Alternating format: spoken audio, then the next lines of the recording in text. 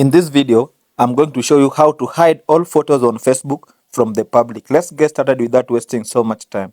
Click on Facebook application, then click on your profile picture here to the right, then click on your Facebook name. Now, tap on the three dots here near advertise. Now scroll down and tap on activity log. Click public posts, then click on the filter icon. Click on your post photos and videos, then click back. Okay. Then scroll down, then click on all, then click on the three dots here at the bottom. Now click on change audience.